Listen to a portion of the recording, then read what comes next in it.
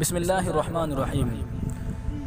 دوستو، آج میں آپ کے سامنے بہت ہی قیمتی باتیں بتانے جا رہا ہوں عید الفطر کے بارے میں۔ آپ اس کو غور سے سنیے گا اور آگے ضرور شیئر کیجیے گا، کیونکہ دین کی بات پھیلانا یہ بھی دین کی حفاظت کرنا ہے اور دین کو آگے پھیلائیے۔ اور یہ بہت ہی قیمتی باتیں ہیں میں جو آپ کے سامنے لے کر آ رہا ہوں، اس کو ضرور پھیلائیے۔ ہمارے چینل کو ضرور سبسکرائب کیجیے محاسن اسلام کو، اور ہماری ویڈیو کو لائک اور شیئر ضرور کیجیے گا۔ آپ کو کوئی بھی سوال ہو تو کمنٹ ضرور کیجیے گا۔ تو سنیے آج کا ہمارا ٹاپک کیا ہے ویڈیو کا۔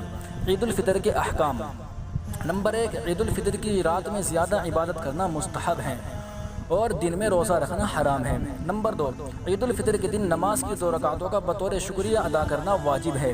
نمبر 3، اگر عید جمعہ کے دن ہو تو جمعہ اور عید دونوں کی نمازیں پڑھی جائے گی۔ نمبر 4، جمعہ کی نماز کے صحیح اور واجب ہونے کے لیے جو شرطیں فقہ حنفی کی کتابوں میں لکھی ہیں وہی سب شرطیں عید الفطر کی نماز کے لیے بھی ضروری ہیں۔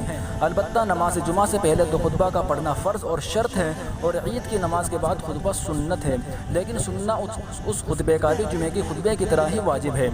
خطبے کے وقت کلام وغیرہ سب حرام ہیں۔ فائدہ، خطبہ میں خاموش بیٹھے رہنا واجب ہے۔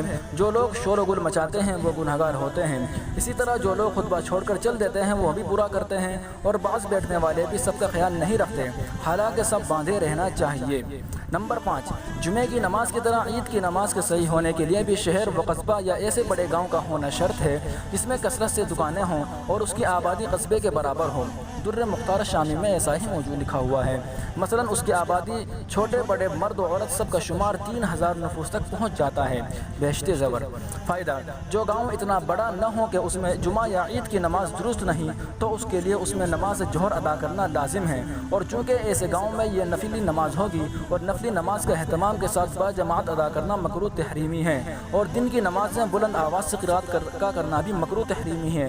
اس وجہ سے ایسے گاؤں میں جمعہ یا عید کی نماز پڑھنا مکروہ تحریمی ہے۔ شکریہ، جزاک اللہ۔ مزید اچھی ویڈیو کے دیکھنے کے لیے ہمارے یوٹیوب چینل محاسن اسلام کو ضرور سبسکرائب کیجیے گا، اور فیس بک پر ہمارے پیج محاسن اسلام کو لائک اور فالو کیجیے گا۔ شکریہ، جزاک اللہ۔